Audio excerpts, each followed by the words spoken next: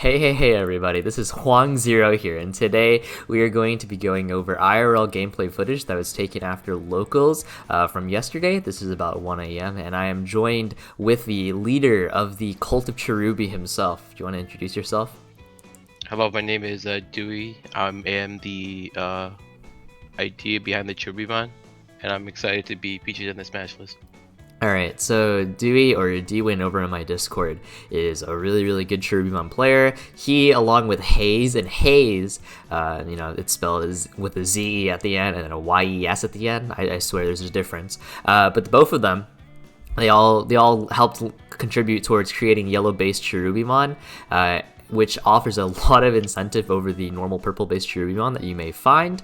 And then in this gameplay, we have yellow-based Cherubi versus red-based green hybrid, so we have a bit of dual-color action coming out of both sides, which I think are better than their respective normal counterparts, but I digress. Without further ado, let's get right into it, right? Yeah, it's good. So... The match starts off on Dewey's side. He has yellow Upamon, and he starts with Analog Youth. Analog Youth will end up revealing Kaiser Loemon and 2 Cherubimons. I think the really cool thing about hybrid meta is the fact that a lot of your tamers are your play starters, so even though he doesn't open a rookie, Analog Youth is a super good opening play. And I wanted to ask, why did you go with picking up the Cherubimon over the others here? I think we ended up over picking Chirubimon because we want to see it early, and we want to control the level 4 boards as early as turn 2 or turn 3. Mm-hmm. And then the fact that we kind of just not pick over the hybrid is just because we're playing Mats, we're playing Koichis. We'll eventually get those combo pieces. Yeah, all that recursion, right? Right. And so over on my end, I digivolve into Guilmon, who's part of the red base, and Pokemon reveals Beetlemon, and it also between JP, Ken, and Mimi, I ended up taking Ken because I valued Memory Tamer in this matchup. Not super duper experience in this matchup as Cherubimon is in a common deck, so we're trying to exploring the waters a little bit here.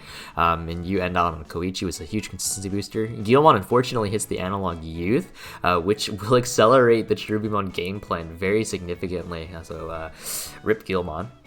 And then go on. Yeah, so I think that you'll find that I ended up picking the Bushiagu over the Poco, where right now we're trying to compete for board tempo. Yeah. You have more body, so I just have to address that. And I think picking the Bushi lets us get that one cycle into the possible oppression. Right, yeah. And then I end up going passing turn on Ken because you don't have Memory Tamer yet, so me establishing Memory Tamer at this point in the game, I feel like it'll net me a lot of advantage throughout, but here we do see the Koichi digivolving into the Kaiser Leomon, which does in fact have retaliation because it digivolved over the Koichi. And for green in general, retaliation has always been like a super problematic kind of thing. It's always been like really annoying to deal with ever since set 2 because a lot of our removal is battle destruction based. And then you end up passing the turn over on the purple Kari, which again super annoying for green because we like to do a little bit of chip damage, and Kari makes it so our turns are a lot more awkward. And then I digivolve into the BT7 Flamemon. It would be a BT4 Flamemon, but I can't find my 4th copy, so we have to work with what we got. And then Bokomon ends up revealing a very interesting top 5. Bokomon is able to grab any hybrid, so it does end up grabbing into the BT4 Flamemon as well as the JP. And I believe I end my turn over on JP at this point. But yeah, this is like super awkward position because at this time, I was trying to set up like a really huge play off of my evolution. I had like 2 Atomic Infernos in my hand, and I was ready to like go super duper hard, but I completely forgot the fact that Cherubimon's board wipe is like actually massive. It's like super massive board wipe. It's you pop a level 4 or lower for every single tamer that you have. Cherubimon also revives a tamer. And then this Rebellion, oh my god, Rebellion was insanely powerful in this matchup because I'm all about that combat style of damage. I can't swing into your security or your Digimon because Cherubimon now has retaliation blocker. I think throughout like previous formats we always kind of see like purple always has an edge against green. I think in this case where I kept trying to play Koichis where I can get out Jagger Leos or even go in Rubelli. Because I mean you'll see in my hand that you saw at least one Rihimon in there.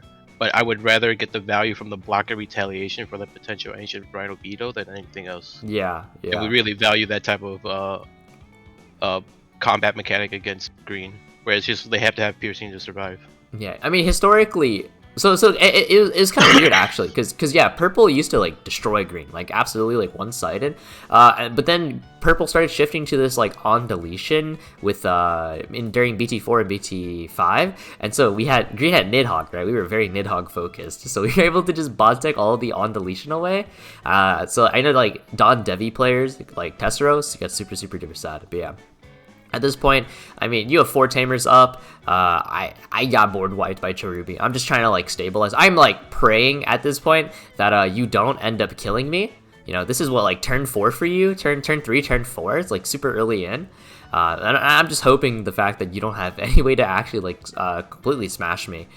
So I'm banking on this Pokemon surviving, so then I can just extend my plays, look for hybrid lethal, because I think at this point I actually have all 3. I have 3 Atomic Infernos, but yeah, there's a super spicy Blinding Ray, which I think we realized that like hitting analog boys as soon as possible actually speeds up our deck so much. Because you like you said before, like you start the OTK on turn 3 or turn 4. The Blinding Ray, to be honest, it was a gamble, because either we get a tamer that we can use, or we just get another rookie, which demonstrated there you get the Cubemon, right? And it's just more bodies we hit the board with. Is that even a gamble? I mean, it's more at this point. Yeah, we're just like nailing it in the coffin. Yeah, we're just adding in. But yeah, so Chirubimon ends up spitting out 4 bodies from itself. You know, a little pinata ended up going pop. And at this point, both Bushiagumons can swing, and you know you have 2 purple tamers, so this is just looking like super rough. But yeah, definitely the pinata was. You can literally see me wipe my forehead, bro. Like I'm it's like I'm getting roasted over here by the pinata pop, dude. Because even if hypothetically I wasn't able to kill you on this, or even if you didn't kill me on this turn, you know, Cubemon is there and literally stops Rhino Kabuterimon and JP from popping off. So yeah, definitely just super insane turn that ends up going on. So yeah, there's the first hybrid, low Amon comes on out, and then yeah, you're literally in the middle of throwing out the second hybrid. I'm just like, all right, go game, go next. Go next. I think what the yellow package is like. We go back to whether like pure Cherubi purple or hybrid yellow is good or not. Yeah. But I think just alone, like having Cubemon in the yellow match, in like the yellow high package, it really just gives you an awkward position. I think we'll find that out later, why it becomes the awkward position when we come across that one player, right? Yeah. Alright, so once again, Dewey ends up starting off with the Analog Youth. I did actually opt to go second in this matchup. The reason why I opt to go second in hybrid matchups is because I banked on the fact that my opponent is going to pass me over 3 memory or higher in general, which gives me the opportunity to either choke or establish a double tamer myself. So I actually really like the flexibility going second offers me, but you know, he's one of the few decks that runs like such a large amount of Analog Youth, so it ends up you know, biting me a little bit because he's able to get that super huge value Analog Youth, and then we end up just choking him to 2 with Mimi. So Koichi does end up coming on down. This is like a really good setup for you, right? You have Cubemon in the raising area, and then you have Koichi, and then the Analog Youth. Yeah, that looks like a super strong start for you. Honestly, in a lot of the matches that we play, like you'll see like Cherubi, that the analog boy actually ends up being very useful in every matchup. And even if it's a turn 1 play, if next turn you get a mat, it's almost an instant fish from your grave. Like you see that we already have the shorts ready. Yeah. Okay, so we go into Pokemon. Pokemon ends up grabbing a Flamemon, and then reveals Izzy Mimi. We had Izzy Mimi to hand. Izzy Mimi was something I was testing, but throughout the entire night, it never came up, albeit I was playing probably into matchups where it really wasn't very potent. You know, we're playing against Cherubi, we're playing against Doragora, we were playing against Blue, but in Blue's case, I just didn't draw into it, so it's hard to say how I feel about Izzy Mimi. But, I mean, at the times I had it in my hand, it kind of felt off. But yeah, so Cubemon's on the board, which inhibits Rhino Kabuterimon in JP's effect. The Kaiser Leomon ends up dropping on down over the Koichi. So it does, in fact, have Retaliation. Yep, there's the Rihimon. Rihimon costs 1 Digivolve. And if, you know, I ended up destroying Rihimon, then it would get like that with the Rhino Kabuterimon. Now, Koichi, Rihimon, and Analog Youth all end up proccing their effects, which is super huge. So that's a +2 memory going over. And then you're going to get back the Koichi to cycle even more. I honestly think that the Koichi going to Jigger, Leo, Ryumon is one of the scariest things that could happen to you, because like you don't lose either way, right? Either the body lives and you get the chance where they won't swing into you because again you're playing green, right? You don't want to run into that retaliation, and then like even next turn we can just swing again, and if it works we go in Cherubi, or if it doesn't we just Deathclaw and get more value. And you just get more tamers. Right. Yeah, so over here now we're going into we're ending on Rebellion. And again, like game 1 demonstrated, Rebellion was super duper annoying for green to deal with. However, this is where cards like Thunder Laser or Atomic Blaster would be like super helpful, right? Being able to like tap Rebellion and then I could pop off. But yeah, so here we go into the Ancient Beetle. I mean, not Ancient Beetle. We go into Beetlemon over the JP. It does not get the cost reduction from JP due to the fact that Cutemon's on the board. However, we have Bokomon to refund the cost. And then we're going to add the Petal-Dramon to my hand. Petal-Dramon's also a nice little tech that we were testing out. But yeah, so end up pocket decking all of that away, and Bokomon ends up putting us back at 3, thankfully. Oh my gosh. But yeah, Cutemon is definitely super problematic in this matchup. It just makes me want to run cards like Atomic. But here, super duper heat, the Evolution Ancient. Alright, this allows me to jump straight from level 4 Hybrid into the Ancient. And this is my tech against cards like Cutemon and Siakomon. Because without it, Rhino Kabuterimon would have ended up passing the turn. And yeah, we just can't do that. We either pass over the turn completely, or we pass over just like too much memory, and like that feels like super bad. But using I think this play caught me so off guard, because I think this is where my brain just starts short circuiting, and I'm trying to figure out what that card did first of all. And how many of this do you play? It's a one of. You got sacked by a one of. Okay, Jesus. All right, yeah, it happens, right? Yeah, so Evolution Ancient is literally for Cutemon, Siakomon, and Gaussmon, and I was really happy that I was able to show it in the video. But yeah, definitely, even at this point, staring down 2 Cutemons is really scary, because this just inhibits a lot of my future plays. But AncientTroiamon, very useful in this matchup, because a lot of his playstyle revolves around swinging smaller bodies, and being able to stun those bodies is really huge. But the Chirubimon does end up coming down, which will smite poor Bokomon, unfortunately. Chirubimon does not, however, have Blocker Vengeance anymore, because the Rebellion already his effect has passed already, so I don't have to worry about that. That means my AncientTroiamon will be able to get a bit more value. But here we promote the Flamemon, and I will immediately tap the Mimi to hatch another egg. I'm just trying to cycle for outs right now, so I ended up digivolving into the Guilmon, and so at this point, looking at my hand, I recognize the fact that I just have to start getting damage down. I have to start pressuring my opponent. And so I ended up digivolving Mimi into the Metal Kabuterimon, who, because it's not over JP or Hybrid, it does not stun a Digimon, unfortunately. So then I have to commit a second Metal Kabuterimon in order to get the stun off, which feels really bad. But then AncientTroiamon will be able to swing into the Cutemon, and it has JP underneath it, so it does in fact inflict piercing. We hit the Rebellion, and then Flamemon will swing in as well, and it hits the Cherubimon in the security. Okay, so at this point, this feels like a pretty solid position. We have 4 security against Dewey's Chirubimon. However, of course, Chirubimon is a Pinata deck still, so he can still pop off and do some really scary stuff. So we end up passing your turn over on the Ken. But yeah, I gotta ask Dewey, how do we feel in this position? You have 3 tamers, you have the Cherubi, but you're staring on Horse, right? I think what Horse does best is it stops from crazy aggro swings. So I was very backed in the corner in this position. I was trying to figure ways out, but this is what I ultimately came up with. I'm sure once the viewers watch, maybe they'll have a better line of play for me. But this just felt like an awkward position when I was already at 2 security, right, and you already threatened lethal. Yeah. So I couldn't really try to be aggressive with Cherubi. And so I think we just end up with that. Yeah. And yeah, AncientTroiamon ends up popping, spits out a hybrid. It spits out the Petal-Dramon, who is the beefiest level 4 hybrid that Green has to offer. It also comes with inherent piercing. The entire purpose of running it is just because it's a really good AncientTroia spit out target, or just Ancient spit out target. But Dewey ends up popping his Chirubimon with the Call from Darkness, right? And this procs Koichi, it procs Analog Youth, and it procs the Cherubi effect, so it ends up just like spitting out this super duper massive board.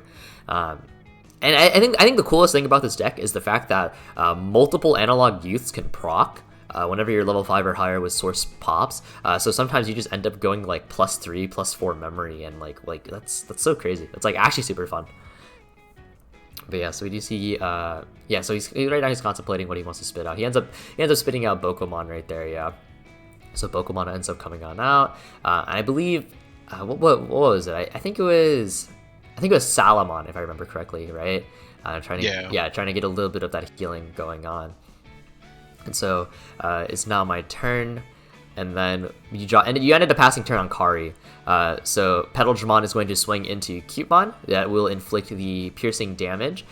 Deal 1. I hit the Analog Youth, which again, super duper scary. But then resolving Analog Youth. That's actually such a crazy top 3, by the way. Like yeah, because if I had actually survived this turn, it would have been a pop off, right?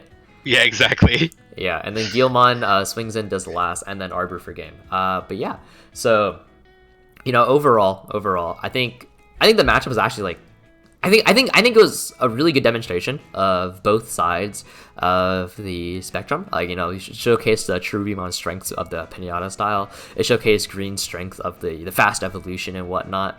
But yeah, so after this, Dewey and I were going to post up our deck list, and then we're going to talk a little bit about the deck list, talk about like what we might have changed, and just hang on.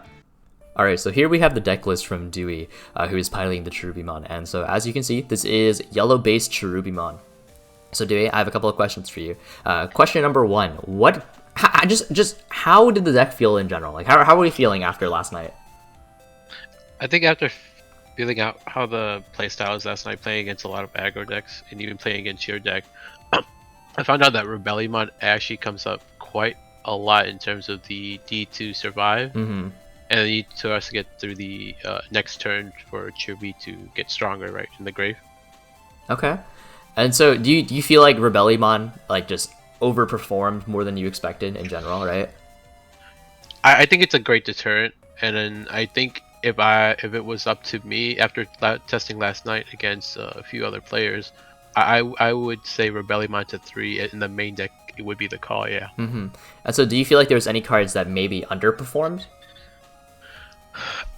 I think the card that probably underperformed the most here was Mimi. I've been trying to test around with that option. It just feels like the 1-up doesn't come up enough. I feel like it's one of those cards where you would have to play maybe 2 or more. Right. And like I said, if that was me, probably the Mimi tonight would have been Rebellion instead. Mm-hmm. And so I know there's ongoing discussion, right, between the cultists of the Cherubi, between you and Hayes, and you guys are discussing whether or not you play Kari, purple Kari versus purple Mimi, right? Because they both function very similarly yet very differently. I don't know, Hayes is on the purple Mimi camp, whereas you are on the purple Kari camp. So what is your stance on that? Why purple Kari over Mimi? Because I feel like you would get instant value off of Kari, whereas you wait for them to do Hammer Spark, whereas like turns pass by where you just need to answer something. And I think in between those two, I feel like Kari comes out better. Mm-hmm. And we just need them to be able to, we just need to constantly answer checks every turn. If we can't answer that, and we rely on Mimi to use options or however it is that we proc off of death, it just feels very not value. Okay. And then so I want to ask, after last night's testing, is there any card besides Mimi and Rebelli, is there anything else that you would have swapped? I don't think I would have swapped anything. I think in terms of how this deck works, it kind of complements everything, right? We have the Kari, we have the Koichi, we have Matt bouncing off of each other. Even the Blinding Ray tech I feel like is needed just for that one extra push, or even towards the end of our first game, just even getting one extra rookie in the grave, actually potential one rookie in the grave actually makes us advance our board further, right? Yeah, I definitely think one of the coolest things is the fact that if you go to 3 memory at the start of your turn off of Matt, and then you Blinding Ray, you go to 5, you can Digivolve into Cherubi, go to 1 memory, and then you still have enough memory to cast a self-pop option and not pass your turn. So then you can just extend all your plays. And I think that interaction alone is like super, super duper cool. Like I think it's like actually like such a good interaction. But and then my final question for you is after testing more, what do you feel like are your strongest matchups, and what do you feel like are your weakest matchups? I think my weakest matchups are, well, in a perfect setting where they both roll equally, right? I think red is favored, and I think blue is favored. Okay. I feel the yellow matchup is, I would say yellow matchup is probably the easiest matchup for Cherubi. I think we can boast when we say it's a high % win rate. Yeah, it was like what, like 90 to 10. Cherubi favor? Yes, something like that. And then I think blue just strips this deck of all its value, right? We don't, if they strip our Rihimon, it's just a basic vanilla.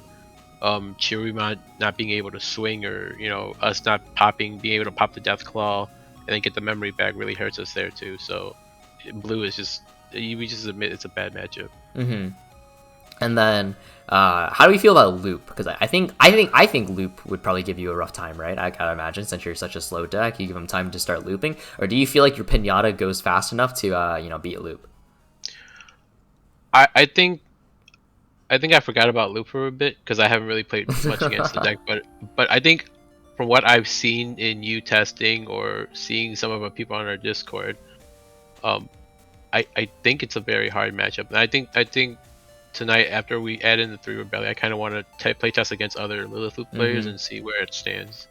Okay. Because the retaliation does come in a lot, right? I mean, it makes them so if they swing with Zord, they're kind of scared next turn, and we can kind of easily clear boards with Schwartz or Deathclaw. But I don't know.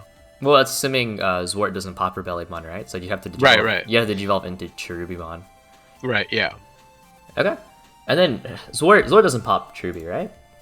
Pretty sure. How much? Yeah. I think Cherubi is. Cherubi's 13, right? And Zwart pops 12. Yeah, so Cherubimon would in fact actually be safe. Yeah, and Okay. then we aren't scared of being swung into, so I think we're good there. Yeah. Okay. Well, thank you, Dewey, for taking the time to do this. Oh yeah. Wait, very quickly, Susanomon, the one of Susanomon. Why? It's for if side deck becomes a thing where we're most likely gonna mill more than the opponent is, and we just need to keep our cards in our deck.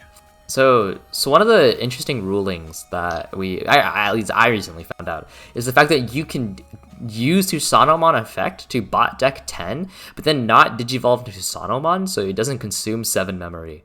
Do you foresee that coming up a lot versus the grindier matchups like a Cherubimon Mirror or Yellow, for example? I think it would come up in the case of where I can see a lot of potential plays happen where we don't exactly go into Sonorite, but we can bot deck our level 4s and pop our Cherubi, and with Boko we get more level 4s for lethal. Yeah. Things like that I think is very, very, very cool to do. Yeah. All right. Well, now for real, thank you, Dewey, for joining us for today's video. Yeah. All right. Take it easy, man. Appreciate it. Thank you. All right, and now we do have the red-green deck profile. This is my updated testing list. As you can see, it is a bit different from the video that we posted initially. I still think the initial video is a better baseline. This one is a lot more experimental, as you can tell. And so, well, what we're testing with is one BT7 Flamemon. It would be a BT4 Flamemon if I could find the 4th one. And then we're playing 2 Guilmon and 2 Gaussmon. Honestly, Gaussmon is so impactful in this format. I honestly kind of just want to bump it up. So maybe we'll look into just getting rid of Guilmon completely to run 4 Gaussmon. I think that could be entertained. We could also look into running more red rookies in general.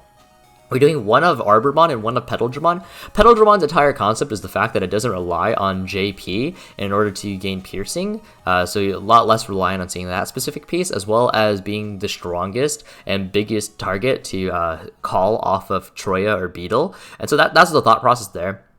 But throughout testing, what it felt like in reality was not being able to digivolve for 2 and then digivolve into Rhino for 1. Kind of came up to bite me, right? Because Arbor is able to digivolve into for 2 and then Rhino, and then you can swing digivolve to Ancient. And that combo was really, really strong. Whereas Petaldramon, unfortunately, if you're at 3 memory, assuming no JP, you would end up going to 0, and then Rhino would pass turn. So that actually came up. So I'm not sure how I feel about Petaldramon. I think he's a really cute one-of, and I'll continue to test it, but at the moment I'm not sold on Petaldramon. I could also potentially run 9 level 4 in order to bump up space elsewhere, like my options and such. I think my mega ratio, oh, obviously the ultimate ratio is fine. Evolution Ancient is essentially a fifth level 5 because it functions the same way. It bridges the gap, but it's not stopped by Cutemon and Siako and Cal, so I think that's why it's pretty important. And then my mega ratio, I think, is pretty solid, having 7 Ancients. They are only searchable by Bokomon, and so because of that, I want to make sure I see it, right? In a 8-round tournament where you need to consistently perform with your deck, I think having consistency, overall is really, really important. And then 2 Thunder Laser and 4 Atomic Inferno. I honestly want to bump up Thunder Laser to 3, or maybe consider putting back in Atomic Blaster over Thunder Laser. Really need to experiment. Maybe I'll do some triple option kind of ratio. But definitely I want to bump up my option count and mess around with that a little bit, because I need more removal. I need more immediate answers to problematic cards like Siako and Gauss and Cute and all of them. And then also just being able to rest cards or pop cards like Rebellion would be really useful. And then my Tamer ratio, it looks a little weird. Mimi is great and everything, but Ken is also really, really good in this kind of deck. So I'm kind of testing a split on them right now. And then we tested 2 Izzy Mimi.